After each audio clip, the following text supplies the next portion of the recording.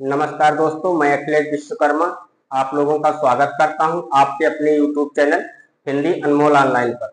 दोस्तों, हम लोग हिंदी गद्य साहित्य में उपन्यास देख रहे थे। उपन्यास में प्रेमचंद्रोत्तर युग के साम्यवादी उपन्यासकारों को देख रहे थे, तो उसमें से यशपाल जी को हमने देख लिया है और जो बचे हुए उपन्यासकार हैं, आइए आज की क्लास में उनको देखते हैं।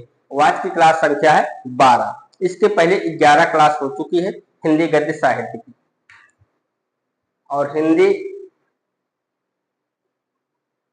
साहित्य का इतिहास आपको कंप्लीट क्लास मिल चुकी है और हम लोग देख रहे हैं हिंदी गद्य साहित्य। क्लास संख्या 12 है और उपन्यास। तो आज के जो उपन्यास हैं वो है अमृतलाल नागर। चलिए आप लोग हेडिंग डाल लीजिए, आज के उपन्यासकार कौन है? अमृतलाल नागर।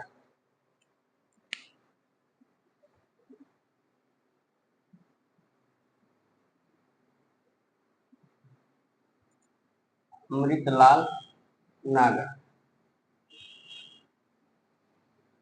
अमृत राय अलग है और अमृतलाल नागर अलग है। जन्म की बात करें तो इनका जन्म 1916 ईस्वी आगरा। जन्म कब हुआ? 1916 ईस्वी आगरा।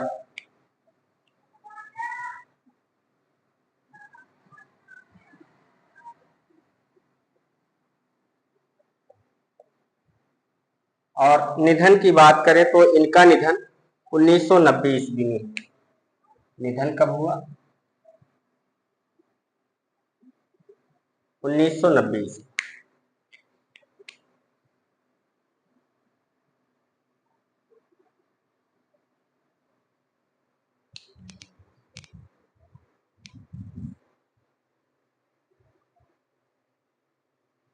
ठीक, आइए देखते हैं इनके उपन्यास कौन कौन से हैं। तो इनका उपन्यास है महाकाल,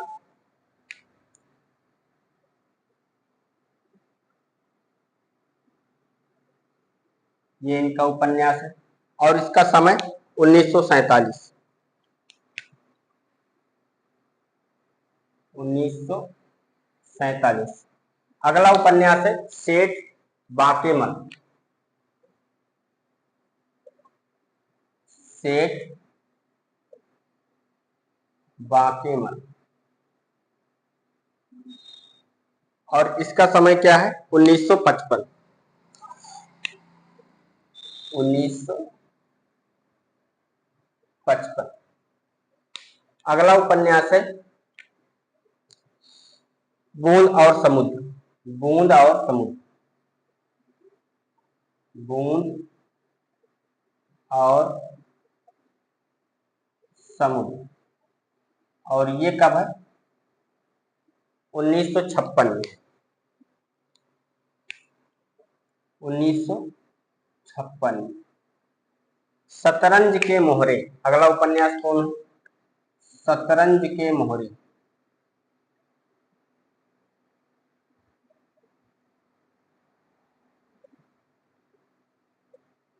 शतरंज के मोहरे ये कब है? 1959 में। महाकाल 1947 में। सेठ बाकेमल 1955 में। बूंद और समुद्र 1956 में। शतरंज के मोहरे 1959 में। और ये किसके उपन्यास है? अमृतलाल नागर का। जन्म कब हुआ? जन्म 1916 ईस्वी में हुआ। निधन कब हुआ? 1990 ईस्वी। और उपन्यास इनके हैं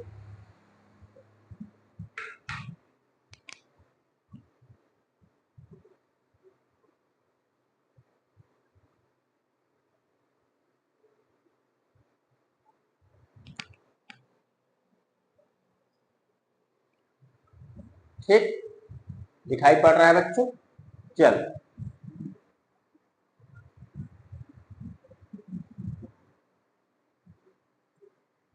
अगला उपन्यास इनका है सुहाग के नुपुर।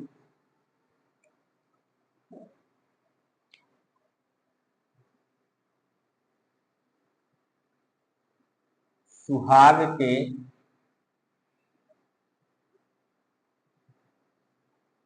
नुपुर। 1960 में,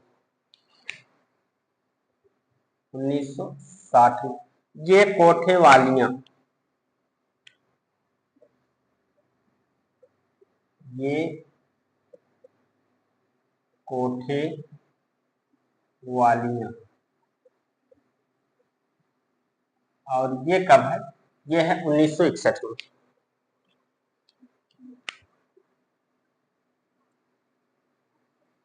अमृत और विष,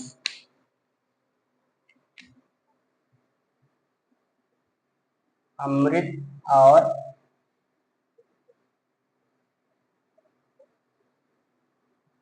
विष 1966 में है।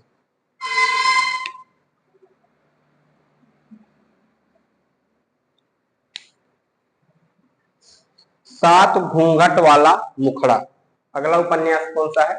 सात घूंघट वाला मुखड़ा।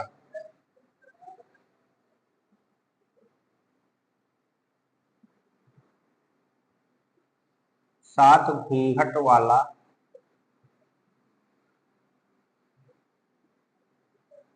मुखड़ा।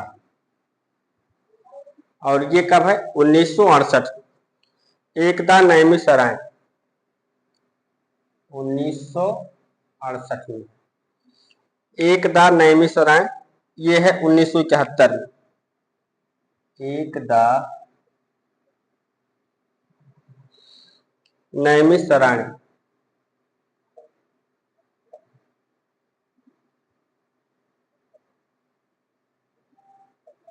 एकदा नैमिषारण्य। और ये कब है? 1971 में।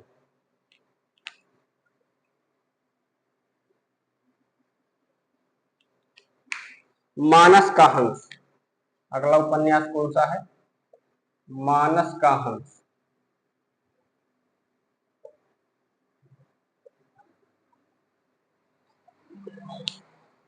उन्नीस सौ बहत्तर।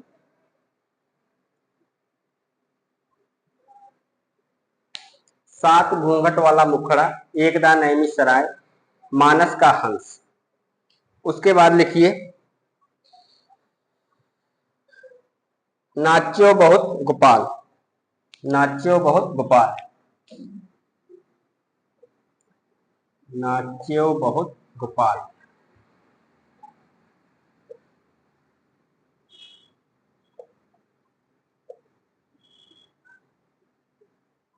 ये भी किसका है? ये भी उपन्यास अमृतलाल नागर का है।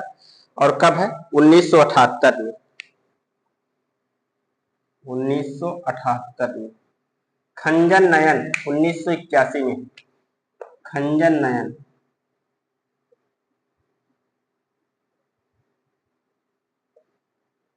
खंजन नयन। और ये कब है? 1981 में। बिखरे तिनके, अगला उपन्यास कौन सा है? बिखरे तिनके।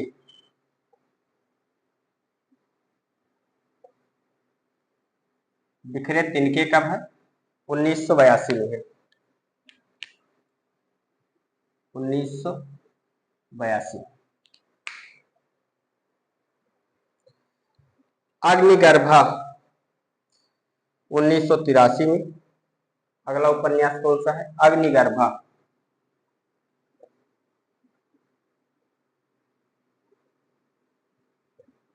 और ये कब है? ये है 1983 में। 1983। 1985 में करवट है, करवट। करवट कब है? 1985 में। पीढ़ियां, पीढ़ियां इनका 1990 में है। पीढ़ियां। और ये कब है? ये है 1990 में।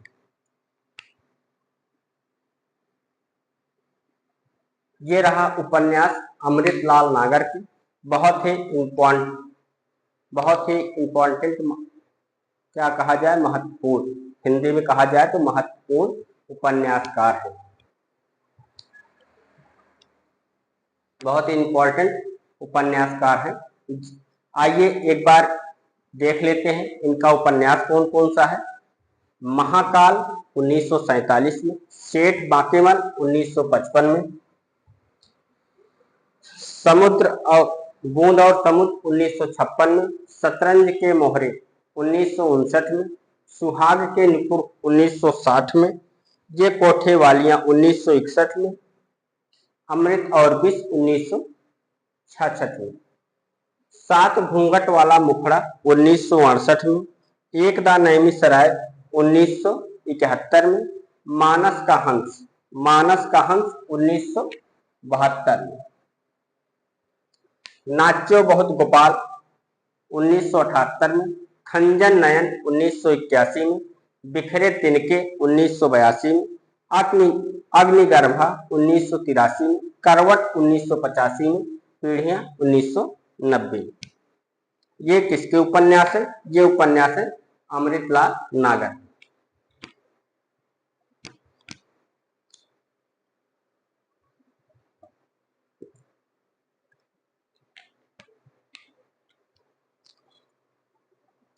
क्लास संख्या 12 है।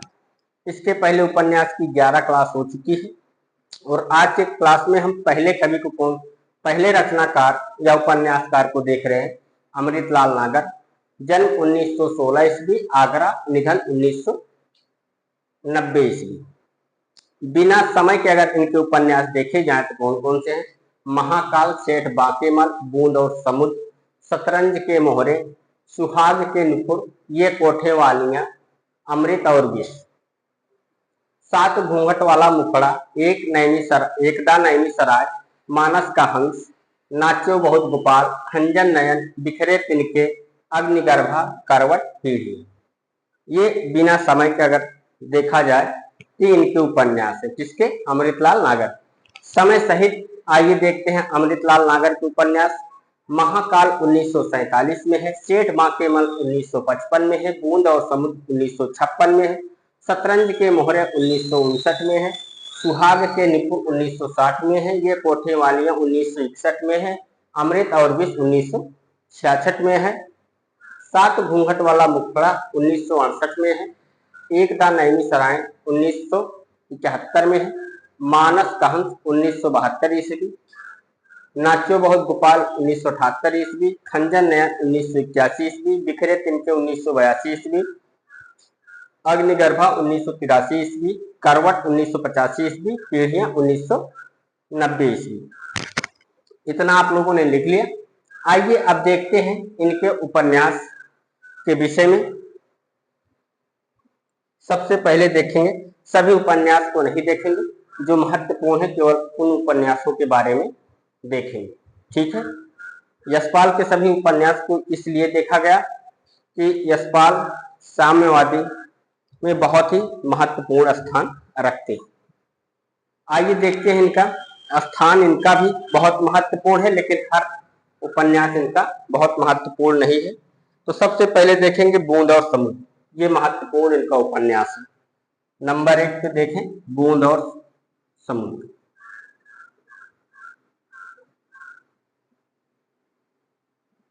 बूंद और समुद्र,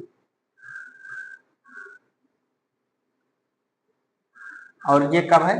ये है 1956 में। इसके विषय में देखिए, ये प्रतीकात्मक एवं सामाजिक उपन्यास। लिखिए इसमें, प्रतीकात्मक एवं सामाजिक उपन्यास।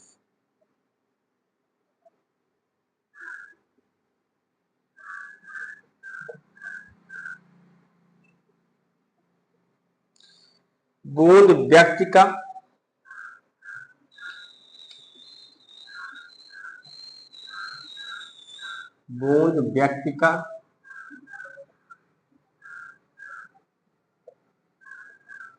एवं समुद्र समाज का प्रतीक है। एवं समुद्र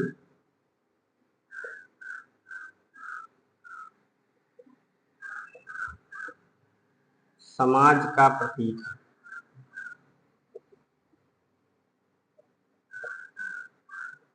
का प्रतीक है।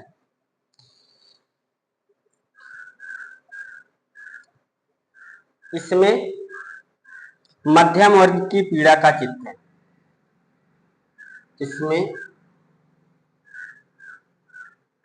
मध्यम वर्ग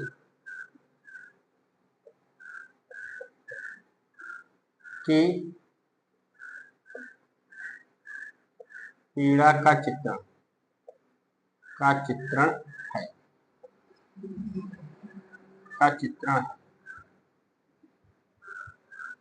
कथा का क्षेत्र इसमें कौन सा है, तो लिख लीजिए कथा क्षेत्र लखनऊ। इसमें कथा क्षेत्र क्या है, लखनऊ।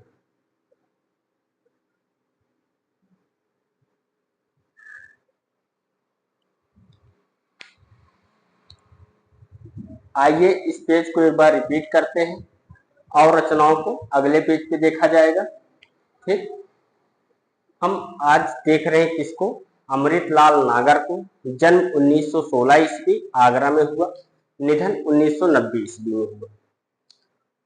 उपन्यास कौन कौन से हैं इनके, महाकाल है, कब है, 1947। सेठ बाकेमल है 1955 में। बूंद और समुद्र 1956 में है। शतरंज के मोहरे 1959 में है। सुहाग के नुपुर 1960 में। ये कोठेवालियां 1961 में। अमृत और विष 1966 में। सात घूंघट वाला मुखड़ा 1968 में। एकदा नैमी सराय 1971 में। मानस का हंस 1972 में। नाचो बहुत गोपाल 1978 में। खंजन नयन 1981 में। बिखरे तिनके 1982 में। अग्निगर्भा 1983 में। करवट 1985 में। पीढ़ियां 1990 में। उसके बाद इनके उपन्यासों के वर्ण विषय हम देख रहे हैं। बूंद और समुद्र का वर्ण विषय देखा तो ये कैसा उपन्यास है, ये प्रतीकात्मक एवं सामाजिक उपन्यास है। बूंद व्यक्ति का एवं समुद्र समाज का प्रतीक है। इसमें मध्यम वर्ग की पीड़ा का चित्रण है। कथा का क्षेत्र किसे बनाया गया है, कथा का क्षेत्र लखनऊ को बनाया गया है। चलिए दोस्तों, आप लोग लिख लीजिए, उसके बाद फिर बढ़ते हैं आगे।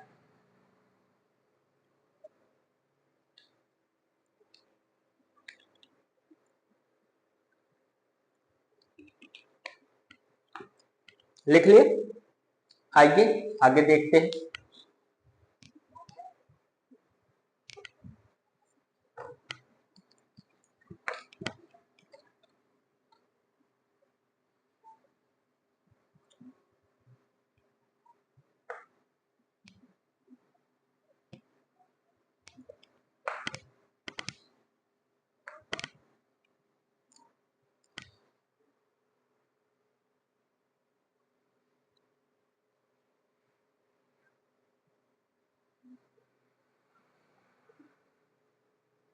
अगला उपन्यास है अमृत और विष। पात्र लिख लीजिए, चलो पहले पात्र लिख लेते हैं। बूंद और समुद्र के पात्र लिख लीजिए। ये किसके पात्र है, बूंद और समुद्र के। नीचे जगह नहीं थी इसलिए नहीं करवाए वहां पर। लिखिए सज्जन बन कन्या, कौन कौन है, सज्जन है, बन कन्या,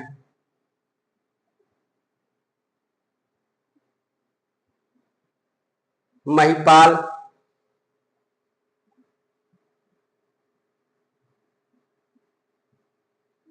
महिपाल,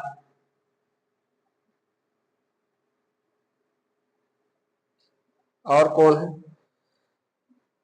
नगीन चंद्र जैन उर्फ कर्नल, नगीन चंद्र जैन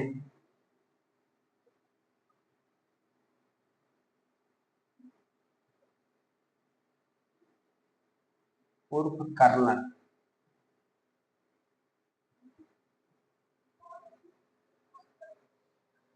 सेठ कन्नोमल, सेठ कन्नोमल,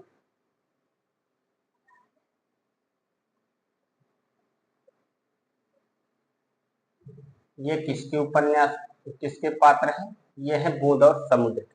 कौन कौन है? सज्जन है, बनकन्या है, महिपाल है, नवीन चंद्र जैन है और कर्नल सेठ कन्नोमल। ये बूंद और समुद्र के पात्र हैं। ठीक, अगला उपन्यास लिखिए। कौन है? अमृत और विष।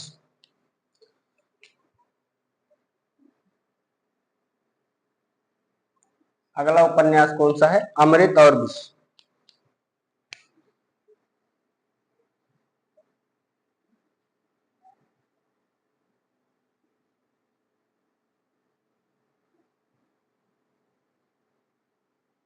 उन्नीस सौ छियासठ में है और 1967 में साहित्य अकादमी पुरस्कार इसको मिला था। लिख लीजिए, 1967 में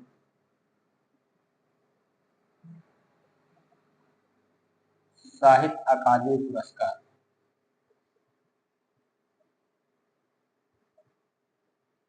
साहित्य अकादमी पुरस्कार।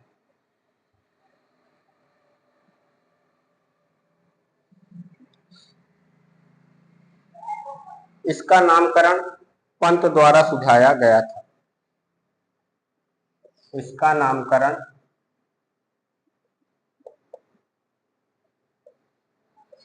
पंत द्वारा सुझाया गया।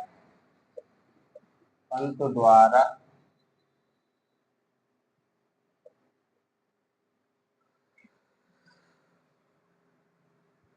सुझाया गया था।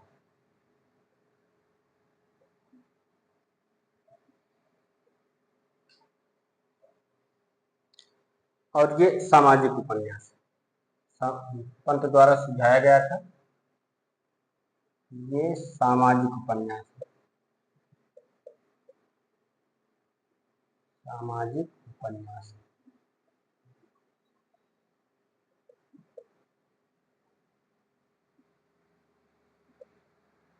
आइए देखते हैं इसके पात्र कौन कौन है। पात्र की बात करें तो अरविंद शंकर पात्र।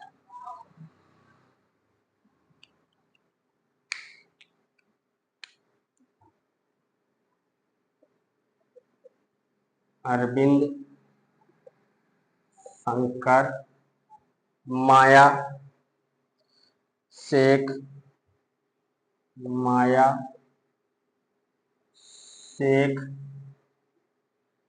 लालाजी। अरविंद शंकर, माया शेख, लालाजी और कौन है? गुड़ाल दास। गुड़ाल दास भी है इसमें।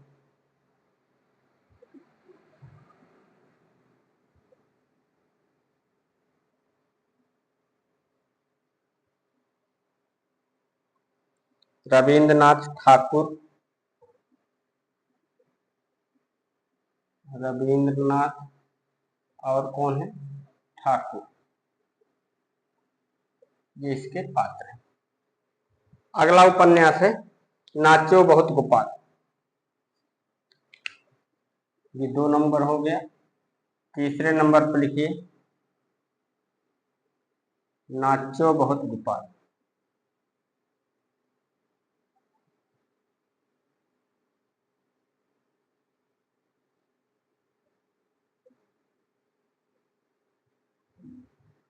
और इसका समय 1978। 1978 भंगी समाज की व्यथा का चित्रण इसमें देखने को मिलता है। तो लिख लीजिए भंगी समाज की व्यथा का चित्रण। भंगी समाज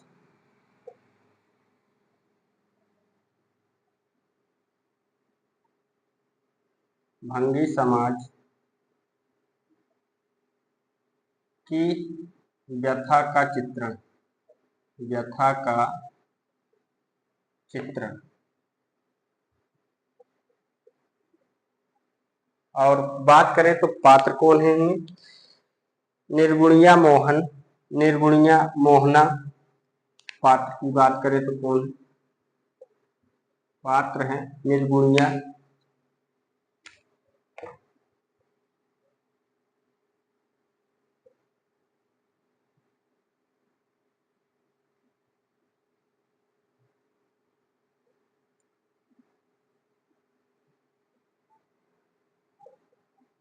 मोहना।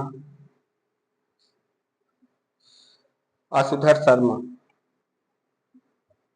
असुधर शर्मा किसके पात्र हैं? नाच्यो बहुत गोपाल। नाच्यो बहुत गोपाल किससे संबंधित है? ये भंगी समाज की व्यथा का चित्रण देखने को मिलता है, ये भंगी समाज से संबंधित है। ठीक, अगला उपन्यास है खंजन नयन, 4 नंबर पर।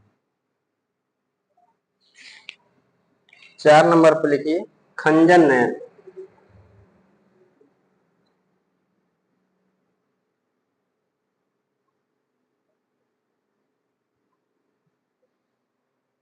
उन्नीस सौ इक्यासी में। और खंजन नयन किसको कहा जाता है? खंजन नयन सूरदास को कहा जाता है।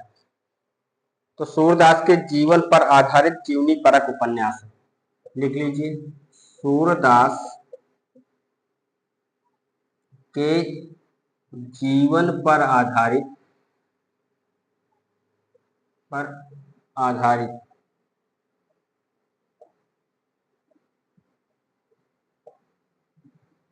सूरदास के जीवन पर आधारित जीवनी परक उपन्यास है। जीवनी परक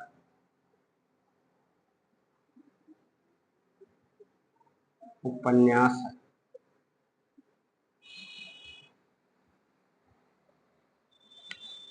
पात्र की बात करें तो इसमें कौन है? इसमें सूरदास है, स्वामीनंद है। पात्र सूरदास,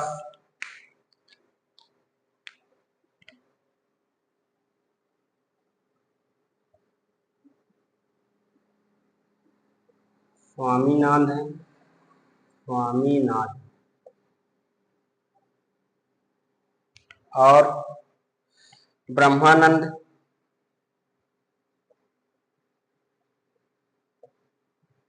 ब्रह्मानंद है, सोमेश्वर,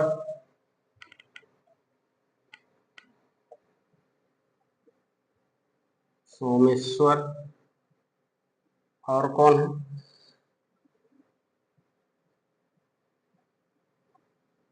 पंडित सीताराम, पंडित सीताराम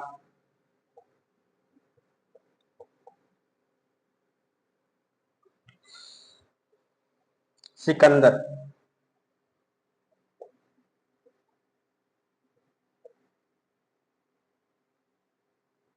सिकंदर ये इसके पात्र है। सूरदास के जीवन पर आधारित जीवनी परक उपन्यास कौन सा है? खंजन नयन है। किसने लिखा? अमृतलाल नागर ने लिखा। पात्र सूरदास है, स्वामीनाथ है, ब्रह्मानंद है, सोमेश्वर है, पंडित सीताराम और सिकंदर है। आइए एक बार इस पेज को रिपीट कर लेते हैं और आप लोग नोट डाउन भी कर लीजिए। हम देख रहे हैं किसके उपन्यास? हम देख रहे हैं अमृतलाल नागर के उपन्यास। अमृतलाल नागर का जन्म 1916 ईस्वी आगरा में हुआ था। निधन 1990 ईस्वी में हुआ था। उपन्यास कौन कौन से हैं?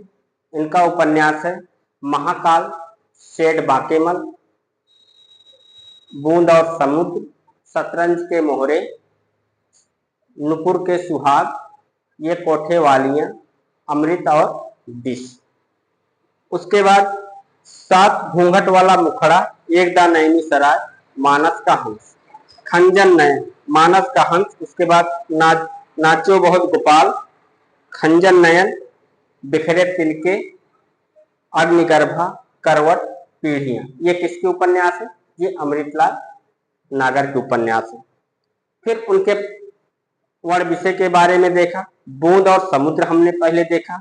ये प्रतीकात्मक एवं सामाजिक उपन्यास है जिसमें बूंद व्यक्ति का प्रतीक है और समुद्र समाज का प्रतीक है। उसके पात्र कौन कौन से हैं? सज्जन है, बनकन्या है, महिपाल है, नवीन चंद्र जैन उर्फ कर्नल सेठ कन्नोमल, ये इसके पात्र है। अमृत और विष की बात करें 1966 में है। 1967 में इस उपन्यास के लिए साहित्य अकादमी पुरस्कार मिला था। इनका नामकरण इस उपन्यास का इसका नामकरण पंत द्वारा सुझाया गया था। ये सामाजिक उपन्यास है। पात्र कौन है? अरविंद शंकर, माया शेख, लालाजी गुड़ालदास, रविंद्रनाथ ठाकुर। ये उसके बाद 3 नंबर पर नाचे बहुत गोपाल 1978 में। ये किससे संबंधित है? ये भंगी समाज की व्यवस्था का चित्रण इसमें देखने को मिलता है। ये भंगी समाज से संबंधित है। पात्र कौन है? निर्गुणिया, मोहना, अंशुधर शर्मा। खंजन नयन की बात करें, सूरदास के जीवन पर आधारित जीवनी परक उपन्यास है। पात्र कौन है? सूरदास है, स्वामीनाथ है, ब्रह्मानंद है, सोमेश्वर है, पंडित सीताराम और सिकंदर है। तो दोस्तों आप लोग लिख लीजिए, उसके बाद फिर बढ़ते हैं आगे।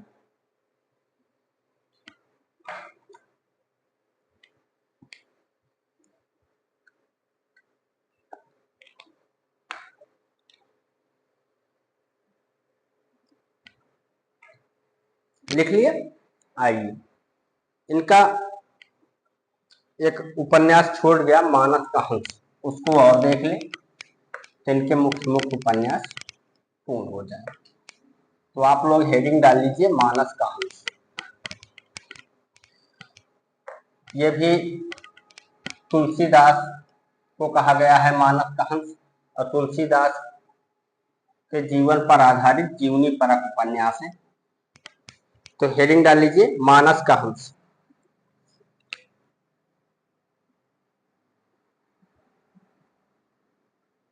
मानस का हंस। और ये कब है? 1972 में। 1972। ठीक।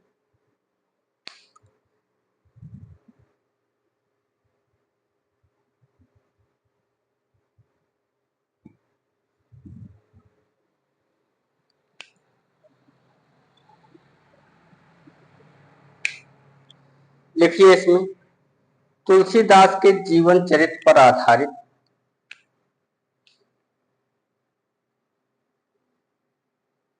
तुलसीदास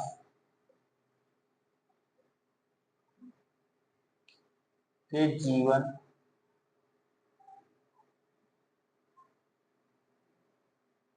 चरित्र पर आधारित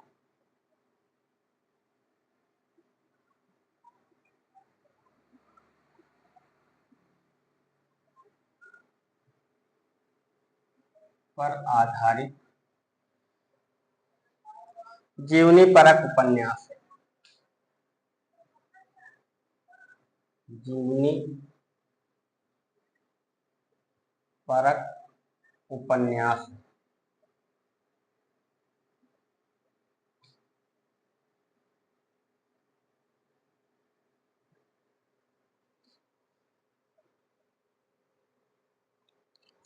पात्र कौन कौन से हैं? पात्र पात्र की बात करें तो पात्र इसमें तुलसी है, रत्ना है, मैना। लिख लीजिए तुलसी,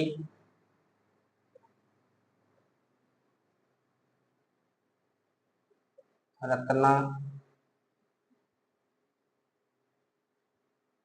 मैना, कहारिन, राजा भगत, कहारिन, राजा भगत। कौन कौन है इसमें? तुलसी, रत्ना, मैना, कहारिन, राजा भगत, मोहिनी, बेनी माधवदास, मोहिनी, बेनी बेनी माधवदास, बेनी माधवदास,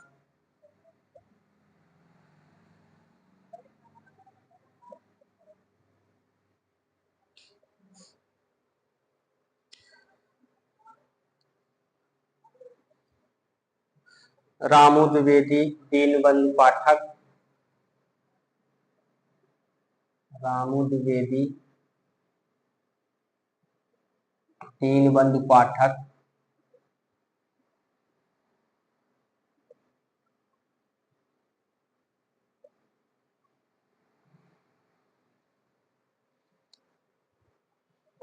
तुलसी आत्माराम,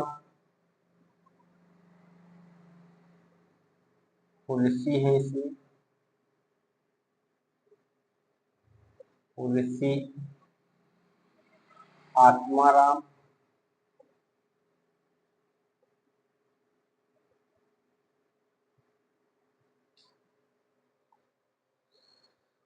बूढ़ा रमजानी, बूढ़ा रमजानी, ये इसके पात्र हैं। तुलसी, रत्ना, मैना, कहारिन, राजा भगत, मोहिनी, बेनी माधवदास, रामू द्विवेदी, दीनबंधु पाठक, तुलसी आत्माराम, बूढ़ा रमजानी, बूढ़ा रमजानी।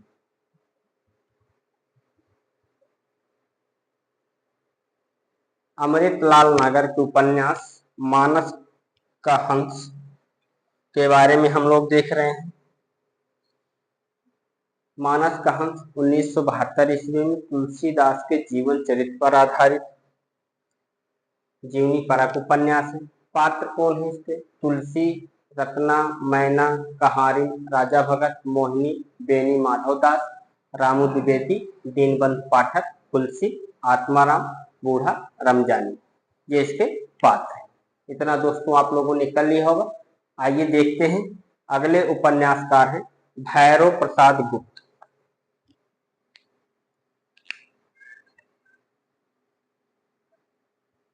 भैरव प्रसाद गुप्त के बारे में जन्म की बात करें तो इनका जन्म 1918 ईस्वी, जन्म 1918 ईस्वी, सिवान कला, बलिया, उत्तर प्रदेश। 1918 ईस्वी, सिवान कला,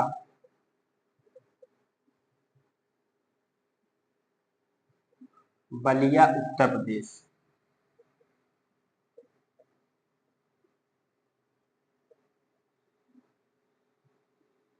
और निधन की बात करें तो इनका निधन 1995 ईस्वी हुआ। निधन कब हुआ? 1995।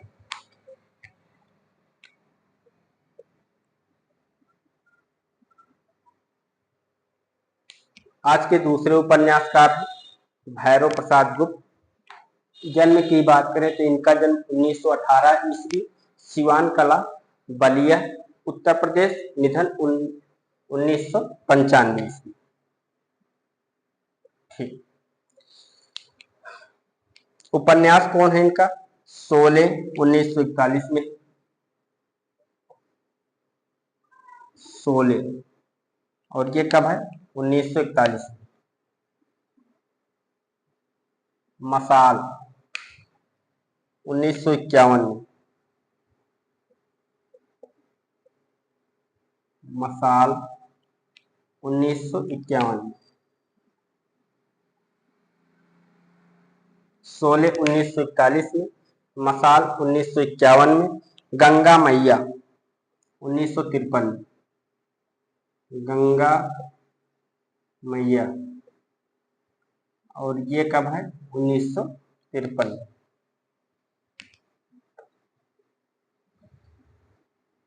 जंजीरें 1954 में,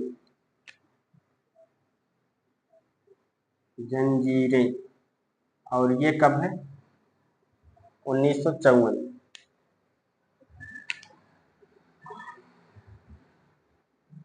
शोले 1941 में, मसाल 1951 में, गंगा मैया 1953 में, जंजीरें 1954 में। नया आदमी, ये भी 1954 में। नया आदमी, नया आदमी और ये कब है? 1954।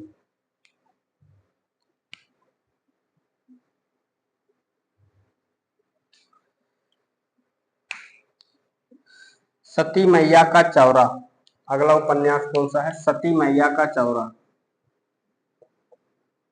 सती मैया का चौरा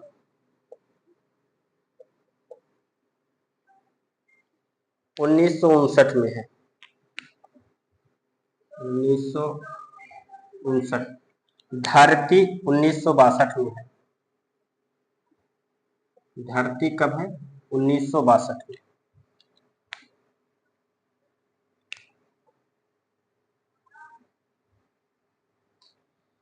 आशा 1963 में। आशा 1963 में। अंतिम अध्याय 1970 में।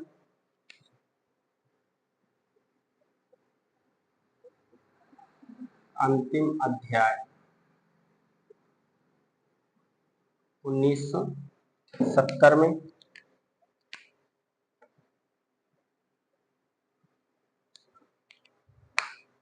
नौजवान 1974 में।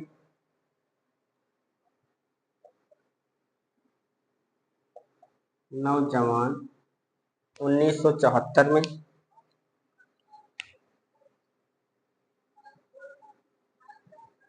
एक जीनियस की प्रेम कथा 1980 में। एक जीनियस की प्रेम कथा। एक जीनियस की प्रेम कथा। और ये कब है? 1980 में। काशी देवता 1987 में। 1980 में कौन सा है? एक जीनियस की प्रेम कथा। 1987 में है काशी देवता। काशी देवता कब है? 1987।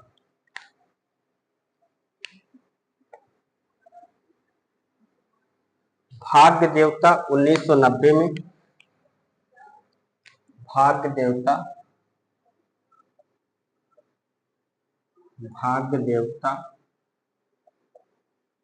1990 में।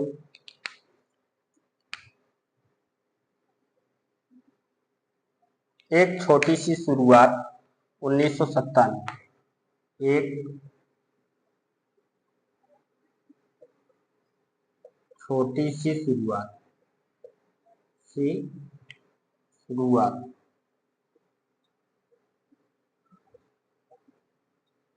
और ये कब है? 1997। ये निधन के बाद जो है प्रकाशित हुई थी, तो ब्रैकेट में लिख लीजिए निधन के बाद, क्योंकि 95 में तो इनका निधन हो गया था। लिख लीजिए निधन के बाद।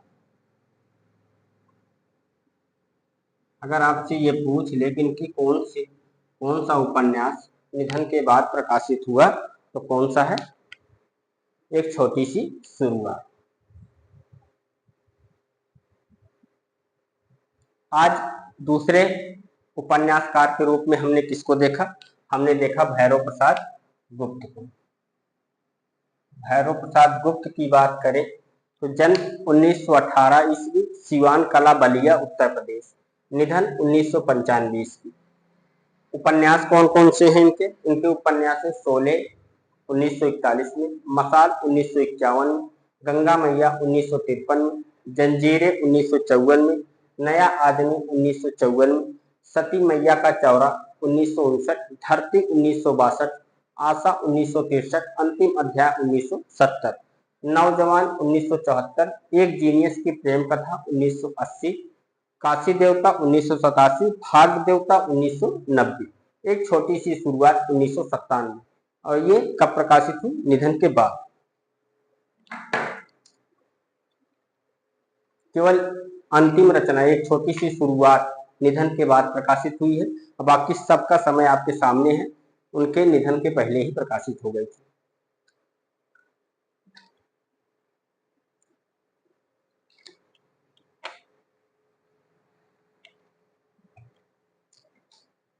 आइए भैरव प्रसाद गुप्त के उपन्यास को एक बार फिर से देख लिया जाए, इसके बाद फिर आगे बढ़ा जाए। बिना समय के देखा जाए, शोले है, मसाल, गंगा मैया, जंजीरें, नया आदमी, सती मैया का चौरा, धरती, आशा, अंतिम अध्याय। नौजवान एक जीनियस की प्रेम कथा, काशी देवता, भाग्य देवता, एक छोटी सी शुरुआत। समय के साथ देखें तो शोले 1941 में है, मसाल 1951 में है, गंगा मैया 1953 में है, जंजीरें 1954 में, नया आदमी 1954 में, सती मैया का चौरा 1959, धरती 1962 में, आशा 1963 में, अंतिम अध्याय 1970 में, नौजवान 1974 में, एक जीनियस की प्रेम कथा 1980 में, काशी देवता 1987 में, भाग्य देवता 1990 में, एक छोटी सी शुरुआत 1997 में। चलिए आप लोग लिख लीजिए, फिर आगे बढ़ें।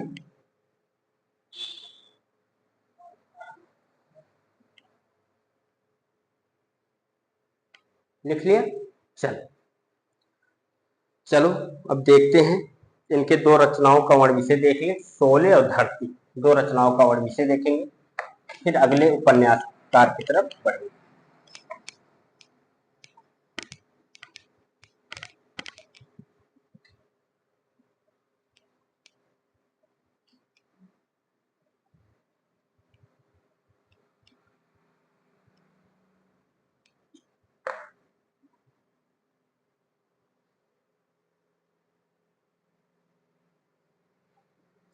हेडिंग डाल लीजिए शोले।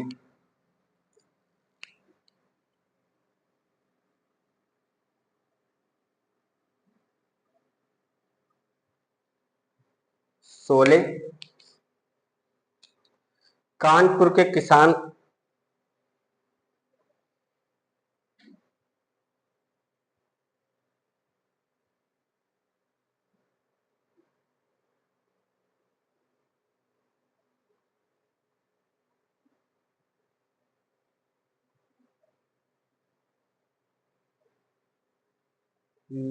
लिखो, कानपुर के किसान पर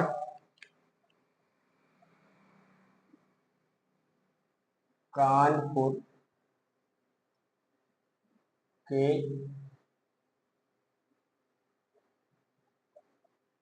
किसान पर आंदोलन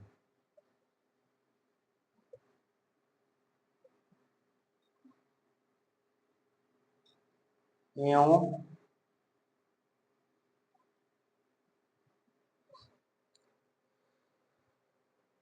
पूंजीपति वर्ग पर विजय का वर्णन।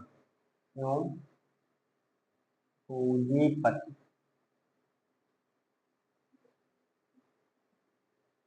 वर्ग पर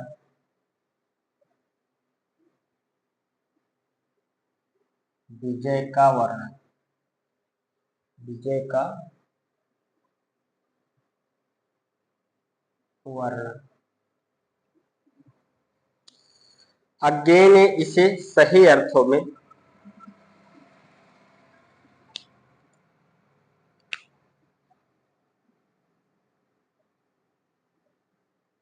अज्ञे ने इसे सही अर्थों में इसे सही अर्थों में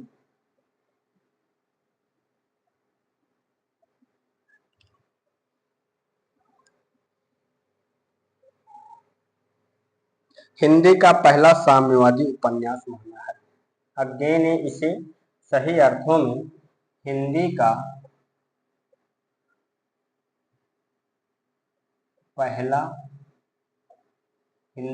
पहला साम्यवादी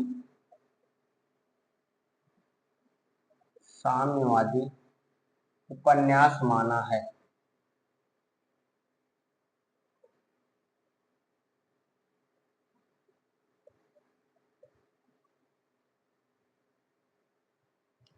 किसको? शोले को। किसकी रचना है? ये रचना है भैरव प्रसाद गुप्त की। कब है? 1941 में।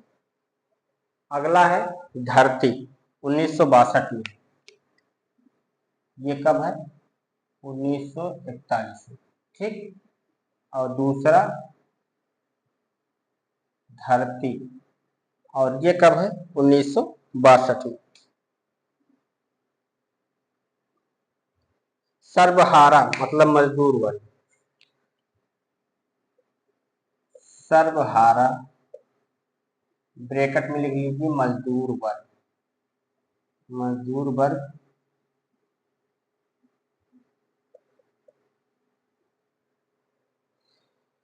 की समस्याओं का चित्रण, की समस्याओं का चित्रण।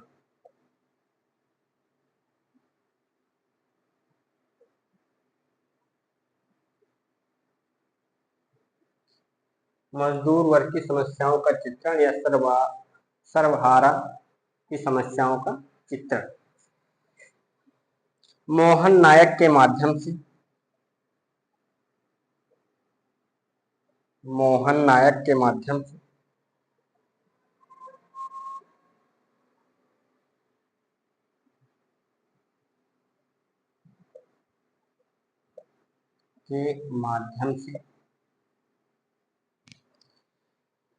धरती पर सोने वाले,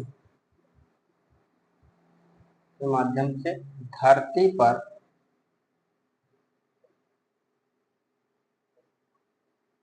सोने वाले, अर्थात धरती पर सोने वाले अर्थात निर्धनों में चेतना जागृत करने का वर्णन, अर्थात निर्धनों में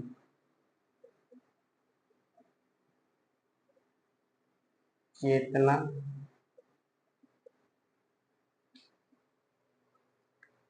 जागृत करने का वर्णन, जागृत करने का वर्णन। धरती 1962 में है। मजदूर वर्ग की समस्याओं का चित्रण है इसमें। नायक कौन है? मोहन। मोहन के माध्यम से धरती पर सोने वाले अर्थात निर्धनों में चेतना जागृत करने का वर्णन इस उपन्यास में देखने को मिलता है, ठीक। लिख लीजिए इतना। अगले उपन्यासकार हैं हमारे अमृतलाल नागर। अमृतलाल नागर को हम देख लिए। अमृत राय को देख लें। अमृत राय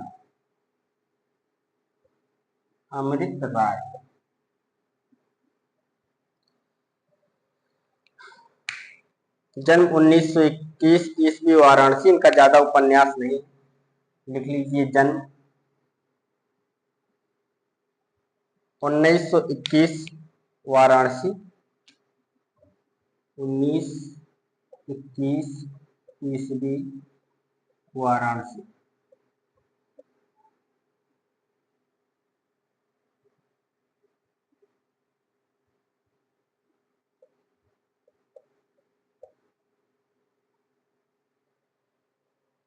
निधन की बात करें तो 1996, निधन कब हुआ? 1996। उपन्यास कौन सा है इनका? बीज, नागफनी का देह, हाथी के दांत, धुआं। लिख लीजिए बीज। ये इनका महत्वपूर्ण उपन्यास है जिसका आप समय लिख लीजिए 1953।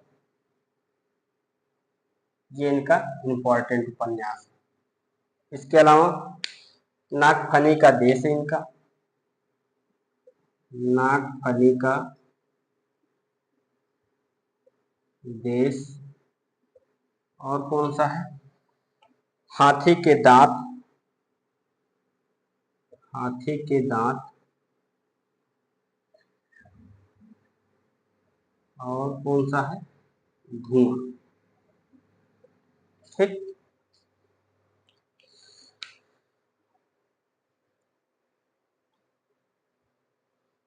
अगले उपन्यासकार हैं यज्ञदत्त शर्मा।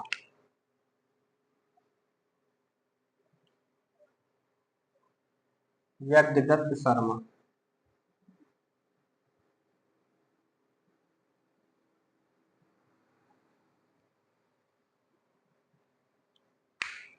जन्म 1922 ईस्वी पंजाब, निधन 1990 ईस्वी।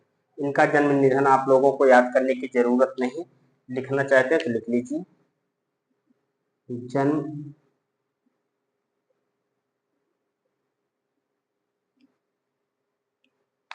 1922 पंजाब।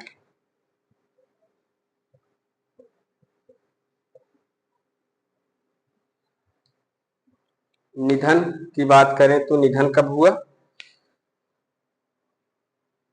चलो अगले पेज पे इनको देख लेंगे, इतना आप लोग पहले कर लीजिए। बहुत नीचे लिखते हुए नहीं बनता।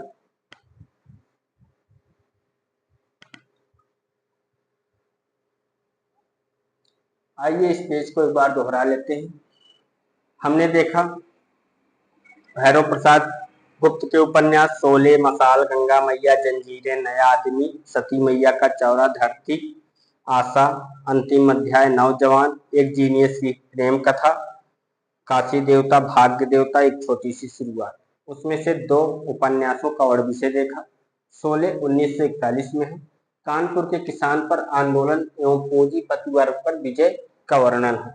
अज्ञे ने इसे सही अर्थों में हिंदी का पहला साम्यवादी उपन्यास माना है। उसके बाद दूसरा धरती 1962 में है, सर्वहारा मजदूर वर्ग की समस्याओं का चित्रण है। मोहन इसका नायक है। मोहन के माध्यम से धरती पर सोने वाले अर्थात निर्धनों में चेतना जागृत करने का वर्णन है। अमृत राय जन्म 1921 ईस्वी, वाराणसी, निधन 1996 ईस्वी। बीज इनका 1953 में महत्वपूर्ण उपन्यास है। इसके अलावा नागफनी का देश, हाथी के दांत, धुआं, ये भी आप लोग ध्यान रखिएगा। चलिए लिख लीजिए, उसके बाद बढ़ते हैं अगले उपन्यासकार की तरफ।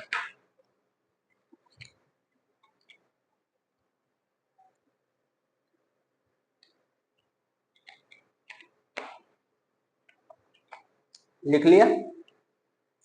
आइए अगले उपन्यासकार हैं उपेंद्र नाथ अश्क। अच्छा, आप लोगों ने हेडिंग डाल लिया होगा यज्ञदत्त शर्मा, उनको करवा दे, फिर अगले उपन्यासकार की तरफ बढ़ते हैं।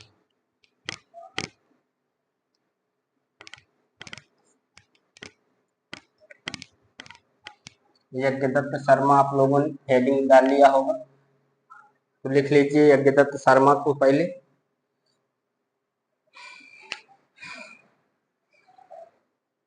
यज्ञदत्त शर्मा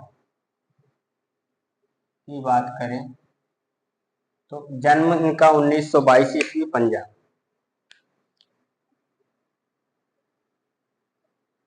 जन्म कब हुआ? 1922 ईस्वी पंजाब। निधन की बात करें तो इनका निधन हुआ था 1996 से। निधन कब हुआ? 1996 से। उपन्यास कौन कौन से हैं? 2 पहलू, इंसान, लिख लीजिए उपन्यास। 2 पहलू, इंसान,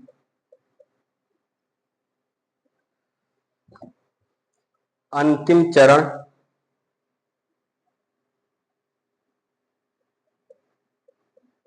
अंतिम चरण, बदलती राहें, बदलती राहें, ये इनके उपन्यास कौन कौन से हैं? 4 हैं। 2 पहलू, इंसान, अंतिम चरण, बदलती राहें। इसके बाद अगले उपन्यासकार हैं उपेंद्र नाथ अश्क, बहुत इंपॉर्टेंट है। उपेंद्र नाथ अश्क।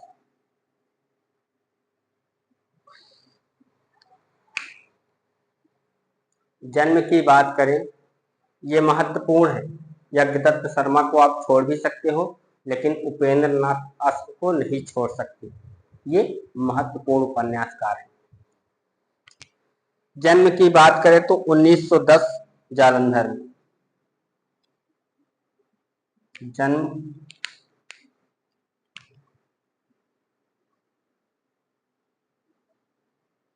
1910 ईस्वी जालंधर।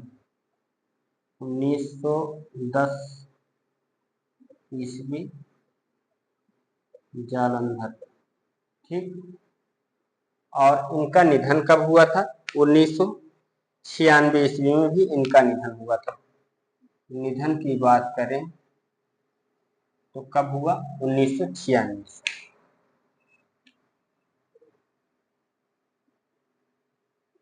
उपन्यास कौन कौन सा है इनका?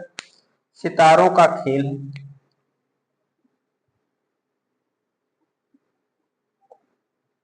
सितारों का खेल।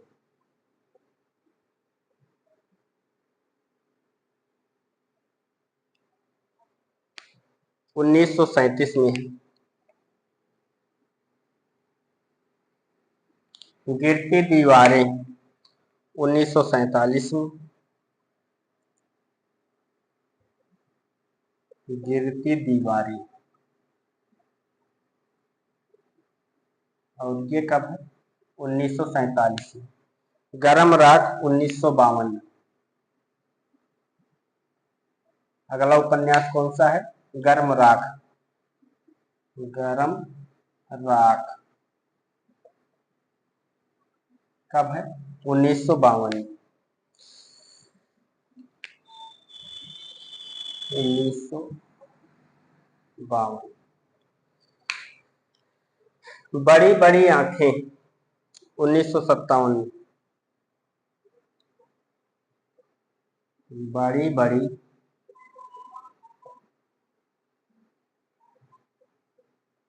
आंखें। और ये कब है? 1957 में।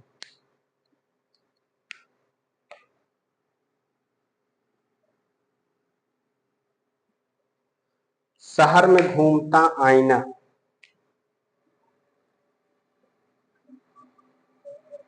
शहर में घूमता आईना।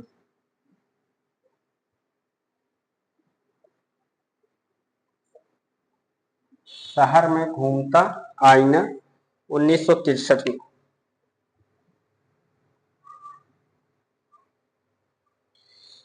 बांधो न नाव इस ठाव।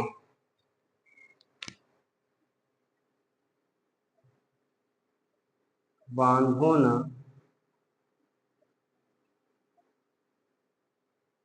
नाव इस ठाव। बांधो न नाव इस ठाव। और ये कब है? 1964 में।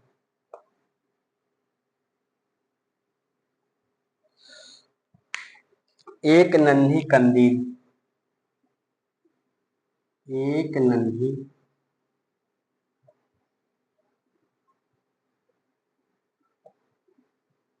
कंदील। एक नन्ही कंदील 1969 में।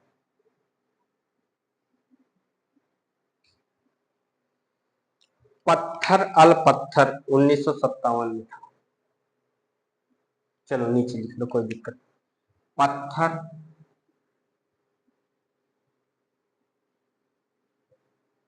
अल पत्थर।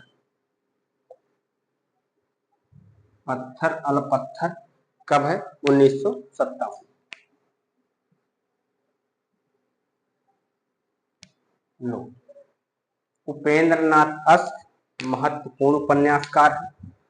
हम इनके उपन्यास को देखें तो कौन सा है? सितारों का खेल 1937 में। गिरती दीवारें 1947 में। गरम रात 1952। तीन उपन्यास पहले याद रखो। सितारों का खेल 1937 में। गिरती दीवारें 1947 में। और गरम रात 1952। उसके बाद बड़ी बड़ी आंखें 1957 में। शहर में घूमता आईना 1963। बड़ी बड़ी आंखें 1957। शहर में घूमता आईना 1963। बांधो न नाव इस ठाव 1964। एक नन्हे कंदील 1959। पत्थर अलपत्थर 1957। तो उपन्यास कौन कौन सा है? सितारों का खेल, गिरती दीवारें, गरम रात, बड़ी बड़ी आंखें, शहर में घूमता आईना, बांधो न नाव उष्ठाव, एक नन्ही कंदील, पत्थर अलपत्थर। समय के साथ देखा जाए तो कौन सा कब प्रकाशित हुआ? सितारों का खेल 1937 में, गिरती दीवारें 1947 में, गरम रात 1952 में, बड़ी बड़ी आंखें 1957 में, शहर में घूमता आईना 1963 में, बांधो न नाव इष्ठाव 1964 में, एक नन्ही कंदील 1959 में, पत्थर अलपत्थर 1957 में। ये किसके उपन्यास है? ये सारे उपन्यास उपेंद्र नाथ आश्रित के हैं।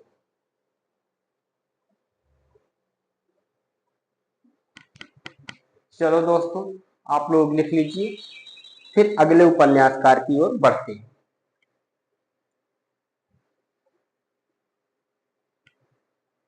ठीक, लिख लिया। आइए देखते हैं अगले उपन्यासकार भगवती चरण वर्मा।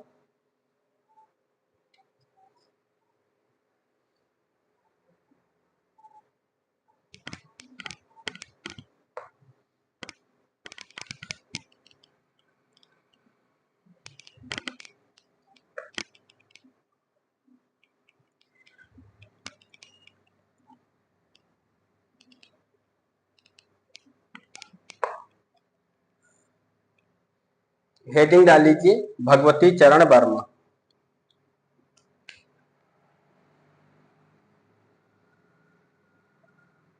भगवती चरण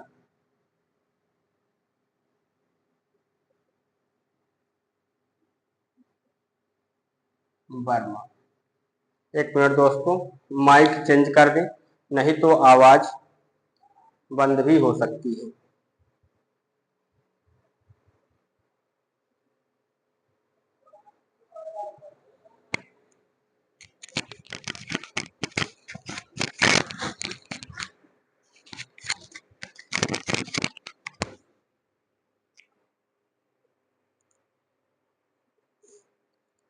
भगवती चरण वर्मा का जन्म 1903 उन्नाव उत्तर प्रदेश में हुआ था। तो लिखिए, जन्म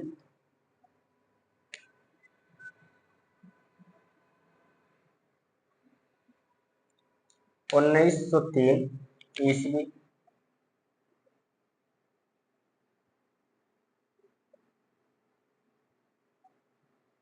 उन्नाव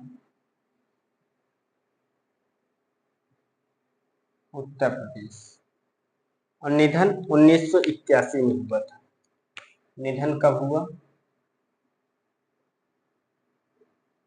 1981।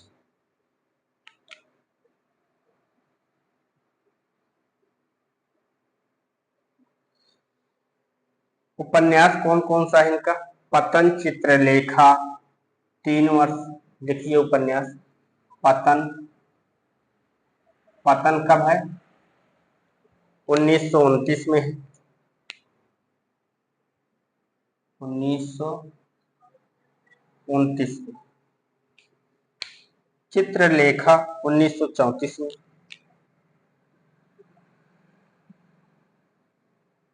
चित्रलेखा कब है?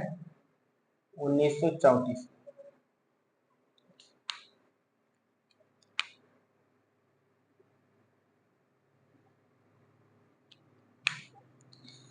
तीन वर्ष 1946।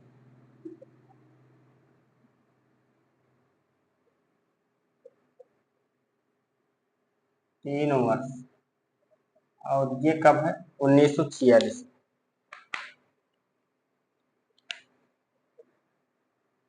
1946 में। टेढ़े मेढ़े रास्ते 1946। टेढ़े मेढ़े रास्ते, टेढ़े मेढ़े रास्ते, और ये कब है? 1946।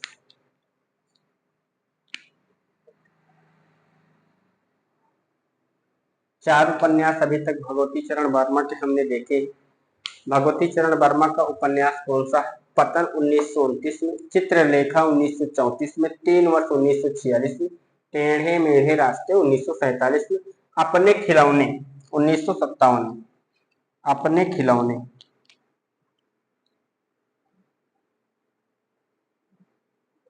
अपने खिलौने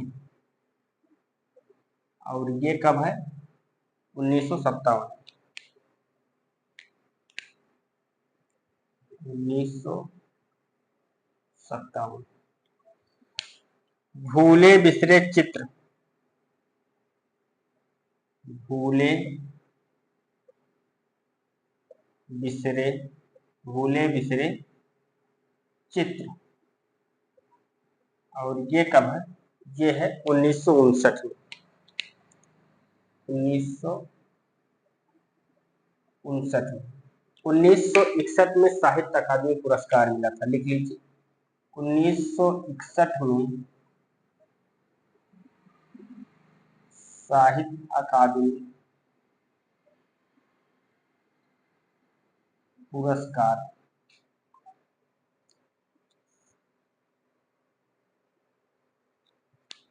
सबई नचावत राम गोसाई। सबई नचावत राम गोसाई अगला उपन्यास है इनका।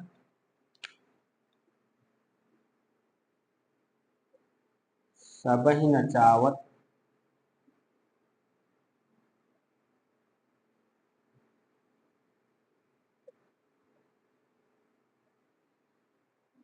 राम गोसाई।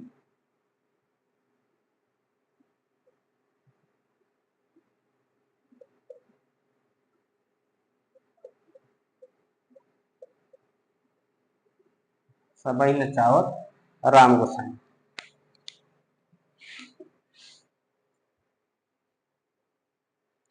इनका उपन्यास कौन कौन सा है? पतन 1929 में, चित्रलेखा 1934 में, 3 वर्ष 1946 में, टेढ़े मेढ़े रास्ते 1947 में, अपने खिलौने 1957 में,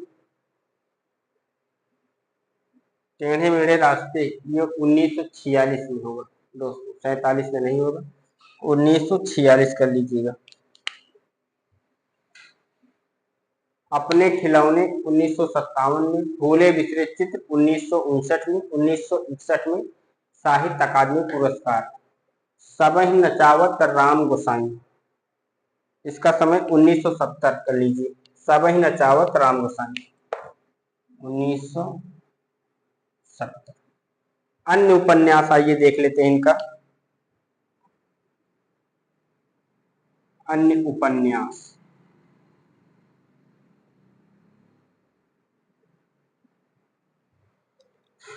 आखिरी दांव है। अन्य उपन्यास में लिखिए आखिरी दांव।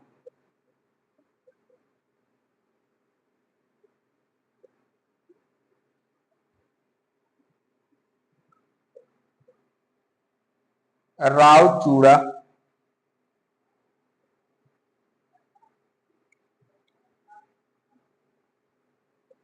राव चूड़ा। वह फिर नहीं आई। वह फिर नहीं आई।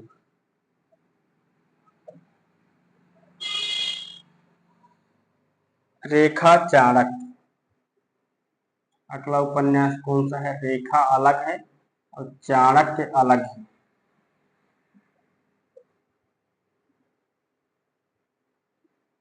आखिरी दांव, राव चूड़ा, वह फिर नहीं आई, रेखा, चाणक्य, सीधी सच्ची बातें।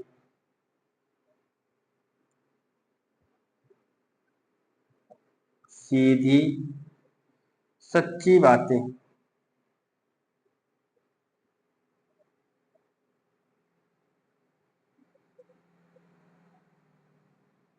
सीधी सच्ची बातें। प्रश्न और मारीचिका। प्रश्न और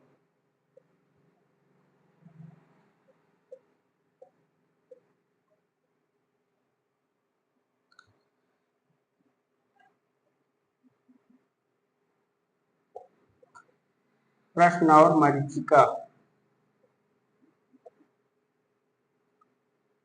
प्रश्न और मरीचिका। प्रश्न और मरीचिका। और इसके बाद कौन सा है? थके पांव। थके पांव। थके पांव। सामर्थ्य और सीमा।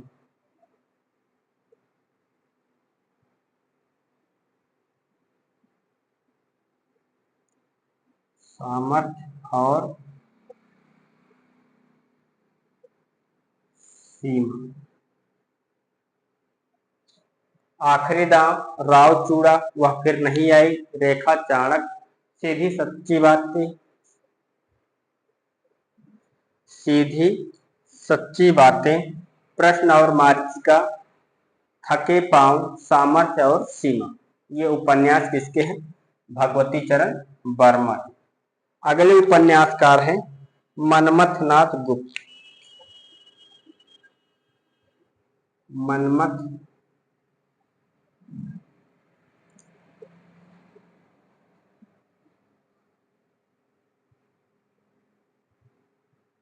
नाथ गुप्त।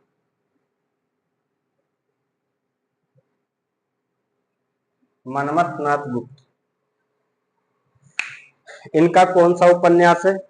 अवसान, जय यात्रा। और लिखिए, अवसान, जय यात्रा,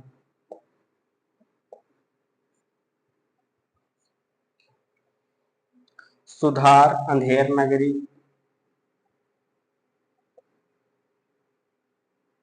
सुधार, हरिश्चंद्र का नाटक है अंधेर नगरी, और मनमथ नाथ गुप्त का उपन्यास है अंधेर नगरी।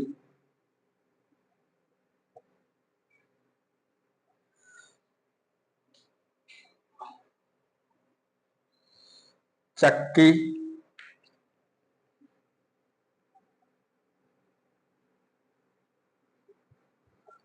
रक्षक भक्षक। रक्षक भक्षक। दो दुनिया।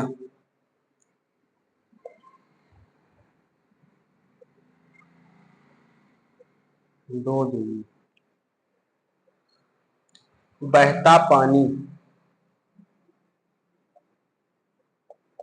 बहता पानी। शहीद और सोहते। शहीद और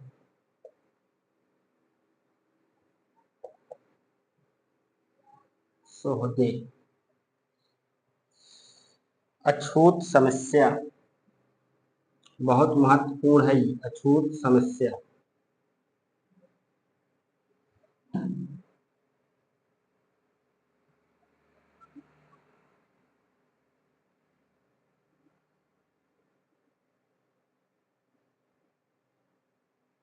अछूत समस्या।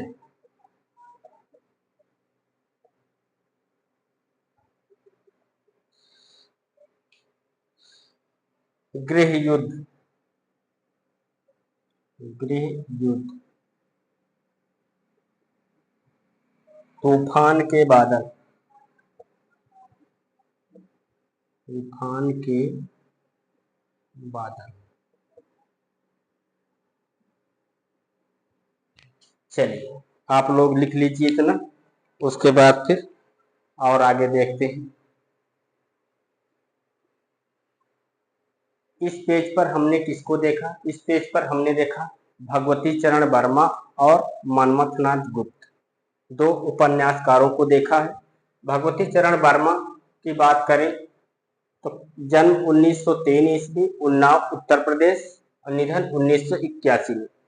उपन्यास कौन सा है? पतन है 1929 में, चित्रलेखा 1934 में, 3 वर्ष 1946 में, टेढ़े मेढ़े रास्ते 1946 में, अपने खिलौने 1957 में, भूले बिसरे चित्र 1959 में, 1961 में साहित्य अकादमी पुरस्कार मिला था, कौन से उपन्यास पर? भूले बिसरे चित्र पर। सबही नचावत राम गोसाई 1970 में है। अन्य उपन्यास कौन कौन से हैं? आखिरी दांव, राव चूरा, वह फिर नहीं आई, रेखा, चाणक्य, सीधी सच्ची बातें, प्रश्न और मारीचिका, थके पांव, सामर्थ्य और सीमा। फिर अगले उपन्यासकार के रूप में हमने देखा मनमथ नाथ गुप्त को। उपन्यास कौन सा है? अवसान है, जय यात्रा, सुधार, सुधार, सुधार, अंधेर नगरी, चक्की, रक्षक भक्षक, दो दुनिया, बहता पानी, शहीद और सौदे, अछूत समस्या, गृह युद्ध, तूफान के बादल। लिख लीजिए आप लोग, फिर आगे बढ़ते हैं।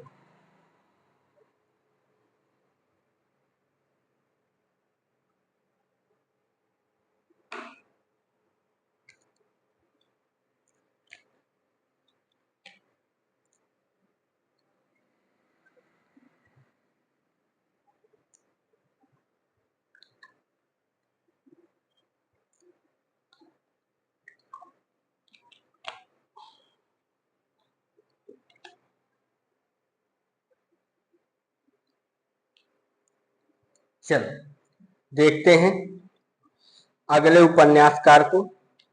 अगले उपन्यासकार हैं रांगे राघव।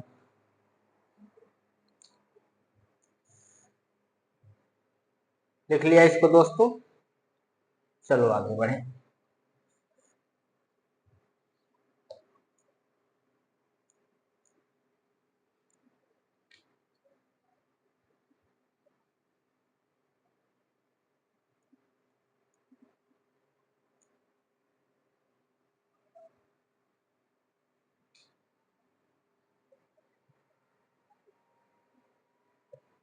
तो हेडिंग डाल लीजिए, उपन्यासकार का क्या नाम है? रांगे राघव।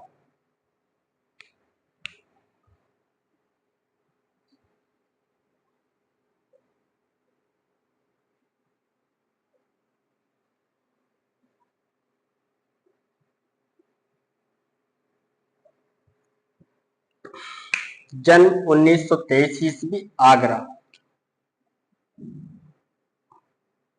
जन्म कब हुआ? 1923 ईस्वी, आगरा।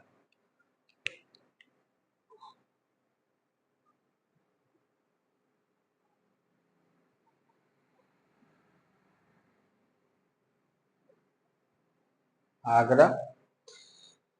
और निधन की बात करें तो निधन कब हुआ? 1962 ईस्वी। निधन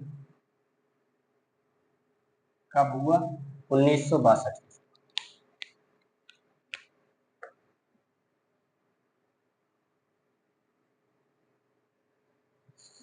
आइए देखते हैं उपन्यास इनके कौन कौन से हैं। घरौंदे,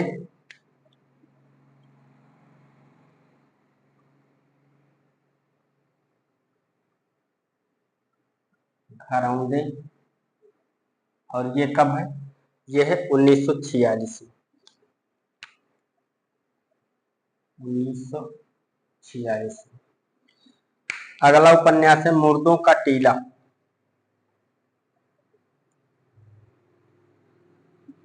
मुर्दों का टीला, और ये है 1948 में।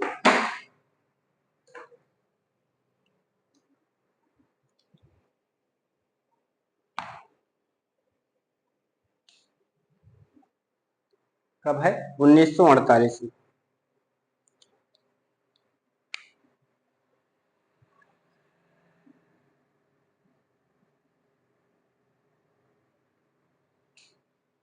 इसे मोहनजोदड़ो का गणतंत्र कहा जाता है, तो ब्रैकेट में लिख लीजिए मोहनजोदड़ो का गणतंत्र। मोहन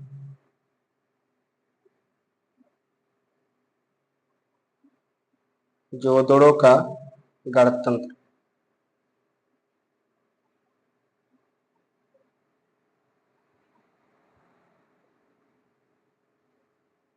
गणतंत्र, और ये रिपोर्टाज शैली का उपन्यास है। लिख लीजिए रिपोर्टाज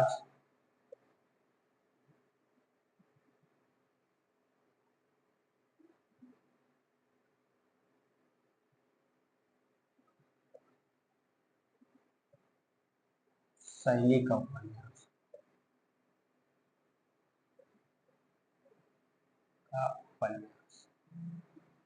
ठीक। अगला उपन्यास है चीवर 1951। उपन्यास क्या है? चीवर।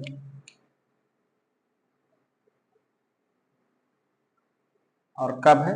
1951।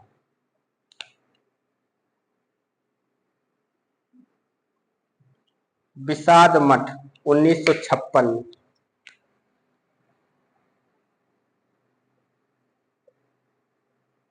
विषाद मठ कब है? 1956।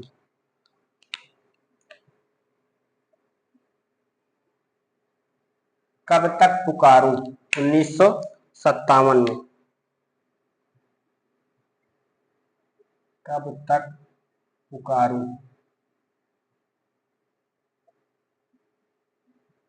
और ये कब है? 1957 में।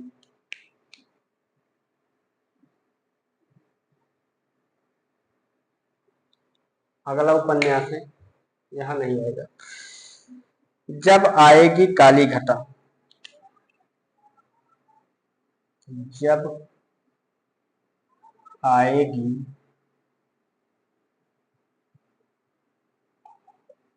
काली घटा। जब आएगी काली घटा 1958 में।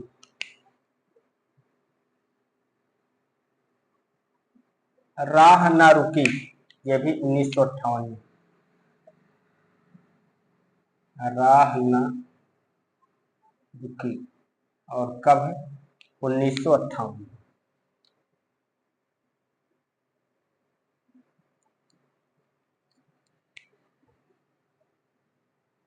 राह न रुकी कब है? 1958।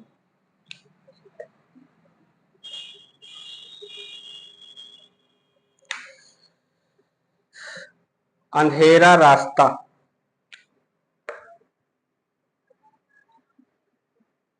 अंधेरा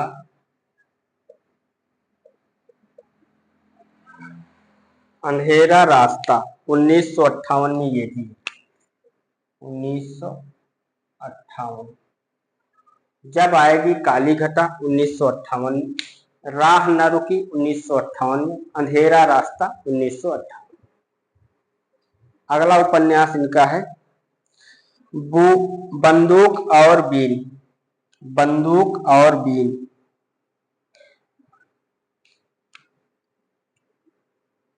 बंदूक और बीन,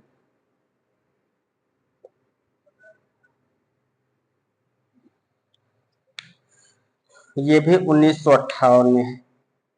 कब है? 1958। आखिरी आवाज 1963।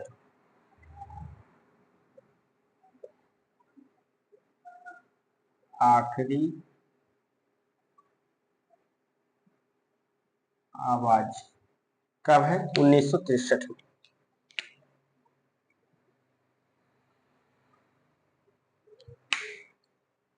इस पेज पर हम किसको देख रहे हैं? रांगे राघव को देख रहे हैं। जन्म 1923 ईस्वी, आगरा उत्तर प्रदेश। निधन 1962 ईस्वी। उपन्यास कौन कौन से हैं इनके? घरौंदे 1946 में। मुर्दों का टीला 1948 में। मोहन मोहनजोदड़ो का गणतंत्र, इसमें यहाँ होना चाहिए मोहनजोदड़ो का गणतंत्र, मोहन का गणतंत्र नहीं।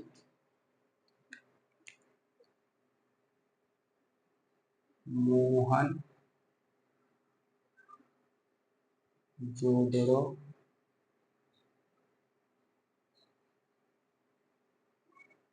मोहनजोदड़ो का गणतंत्र।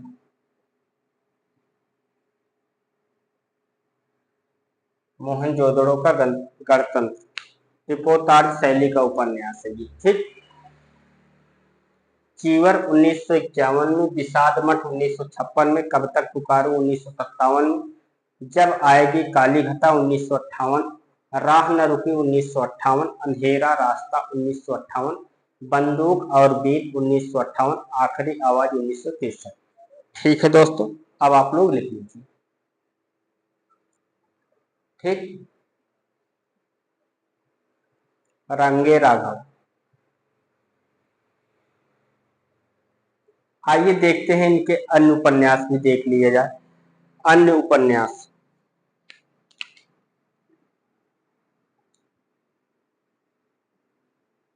अन्य उपन्यास कौन कौन से हैं?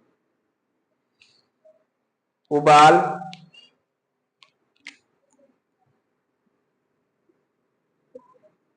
उबाल,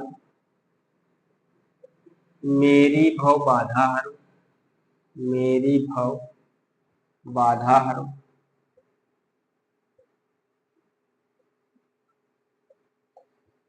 मेरी भव बाधा हरो, हुजूर, हुजूर, दायरे, प्रोफेसर,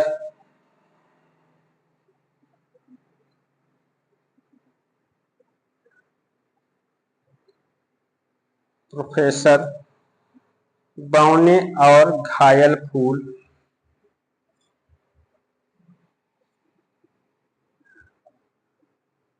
बौने और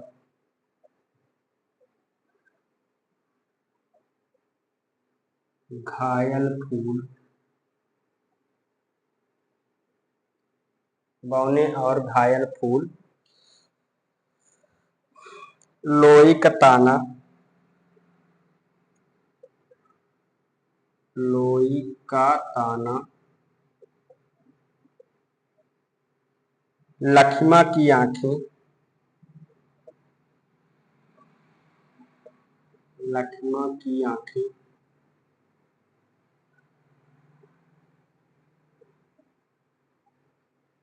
लोई का ताना, लक्ष्मा की आंखें, राई और पर्वत,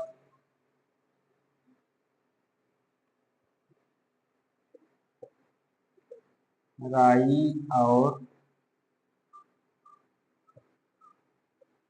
पर्वत, महायात्रा गाथा,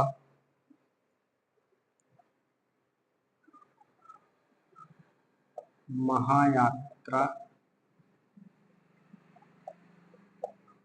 गाथा, और इसके दो भाग हैं। अब भाई ये 1960 में है। ठीक। भाग मत लिखो, और ये लिख सकते हो यात्रा वृत्तांत श्रेणी का उपन्यास है। यात्रा वृत्तांत श्रेणी का उपन्यास, का उपन्यास। महायात्रा गाथा क्या है? 1960 में यात्रा वृत्तांत श्रेणी का उपन्यास है। इसके अलावा अंधेरे के जुगनू, अगला उपन्यास क्या है? अंधेरे के जुगनू।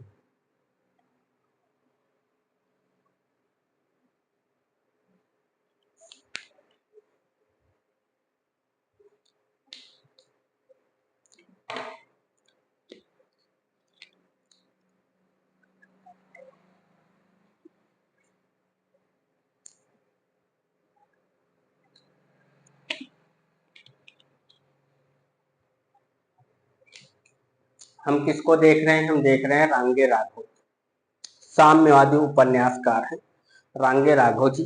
जन्म 1923 ईस्वी, आगरा उत्तर प्रदेश। निधन 1962 ईस्वी में। उपन्यास कौन सा है? घरौंदे 1946 में, मुर्दों का टीला 1948, मोहनजोदड़ो का गणतंत्र, रिपोर्ताज शैली का उपन्यास। चीवर 1951 में, विषाद मठ 1956 में, कब तक पुकारूं 1957 में, जब आएगी काली घटा 1958, राह न रुकी 1958, अंधेरा रास्ता 1958, बंदूक और वीर 1958 में, आखिरी आवाज 1963 में। उसके बाद हमने इनके अन्य उपन्यास देखे हैं। उबाल, मेरी भव बाधा हरो, हुजूर, दायरे, प्रोफेसर, बौने और घायल फूल, लोई का ताना, लक्ष्मा की आंखें, राई और पर्वत, महायात्रा गाथा 1960 में है। यात्रा वृत्तांत श्रेणी का उपन्यास है। अंधेरे के जुगनू इनका उपन्यास है। आप लोग इतना लिख लीजिए, उसके बाद फिर आगे बढ़ते हैं।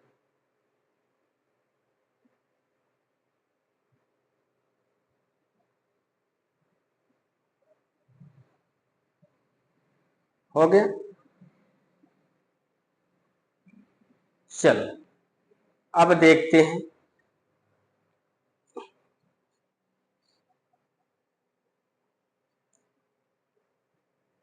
आइए इनके बारे में थोड़ा सा विशेष तत्व देख लिया जाए और एक दो उपन्यास के बारे में थोड़ी सी चर्चा कर ली जाए।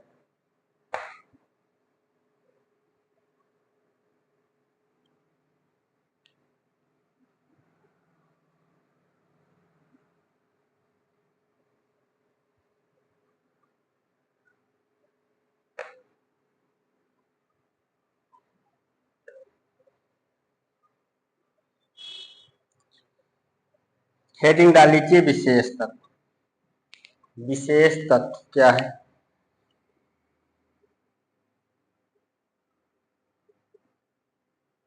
विशेष तत्व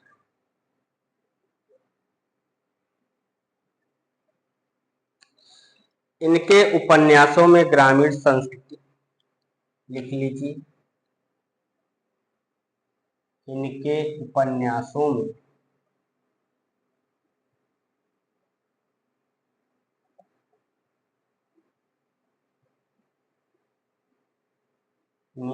ग्रामीण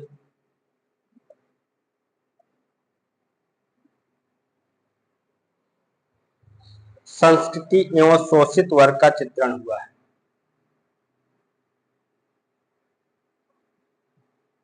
संस्कृति एवं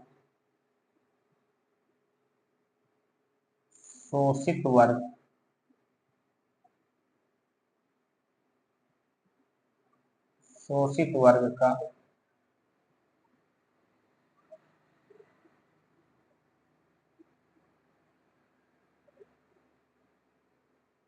चित्रण हुआ है।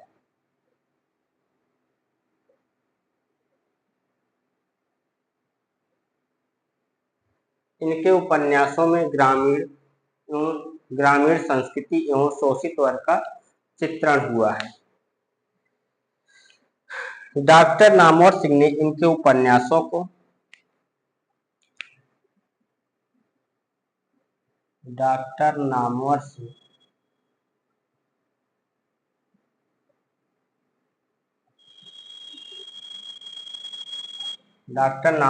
ने इनके उपन्यासों को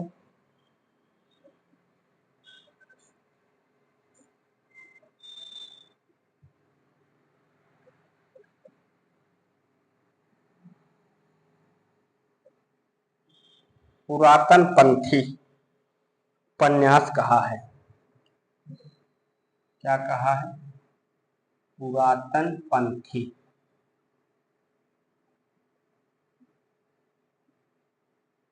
यही नाम दिया, पुरातन पंथी उपन्यास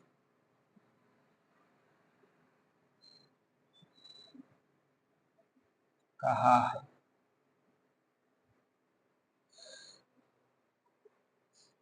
मुर्दों का टीला,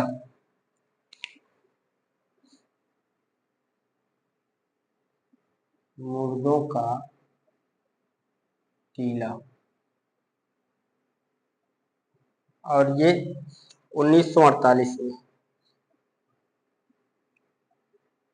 सैंधव सभ्यता पर आधारित उपन्यास।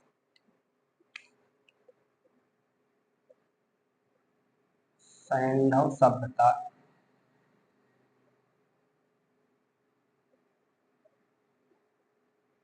पर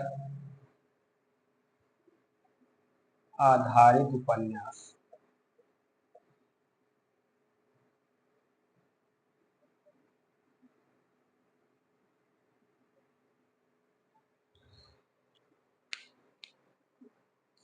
चीवर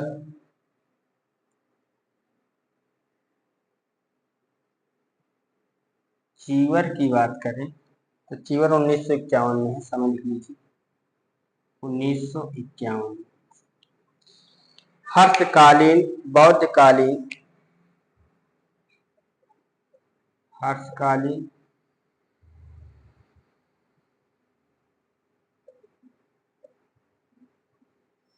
या आप कह सकते हैं बौद्धकालीन।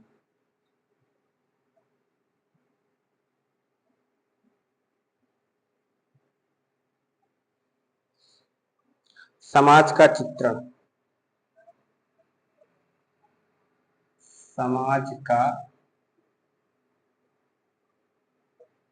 चित्रण। कब तक पुकारूं 3 नंबर पर। कब तक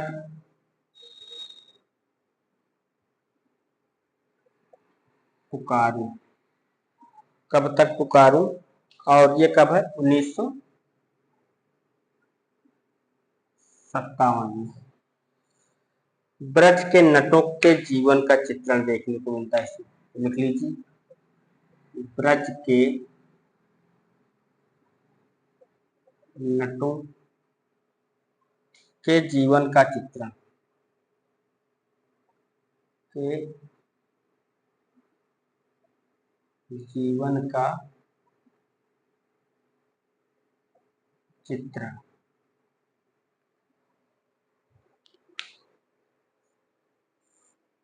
चलिए इतना आप लोग पहले लिखिए।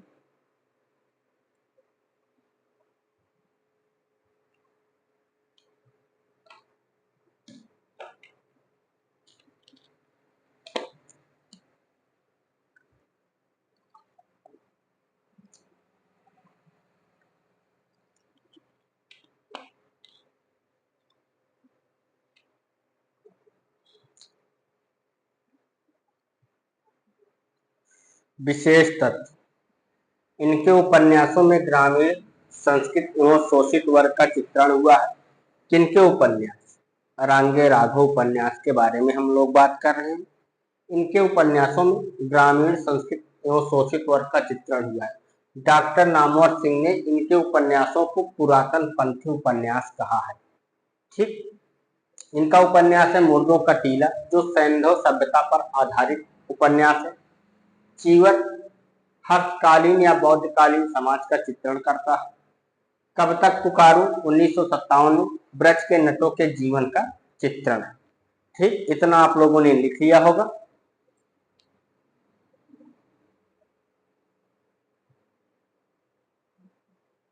चलो बढ़ते हैं आगे।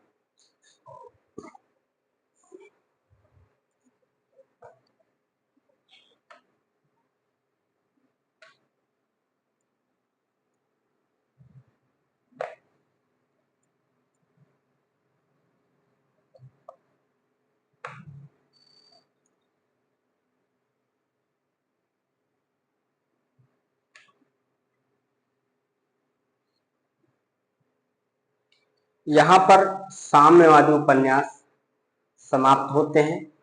अब अगले उपन्यासकार के रूप में हम लोग देखेंगे आंचलिक उपन्यासकार। ठीक, और आज शनिवार है, कल रविवार के दिन छुट्टी रहेगी। आप लोग एक काम करिएगा, साम्यवादी उपन्यासकार, हमने आपको साम्यवादी उपन्यासकार याद करवाया था।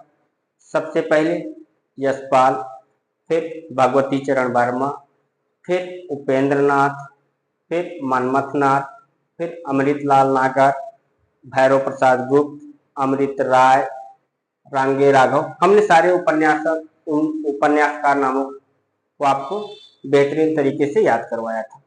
उसके बाद अब आप इनको उपन्यास को अच्छे से याद कर लीजिएगा, और कल छुट्टी रहेगी, कल संडे है, जो पीछे छूट रहा है उसका आप लोग रिवीजन कर लीजिएगा। सोमवार को फिर हम लोग मिलेंगे आंचलिक उपन्यासकार को लेकर के। तो आज की क्लास यही समाप्त करते हैं। नमस्कार दोस्तों, जय हिंद।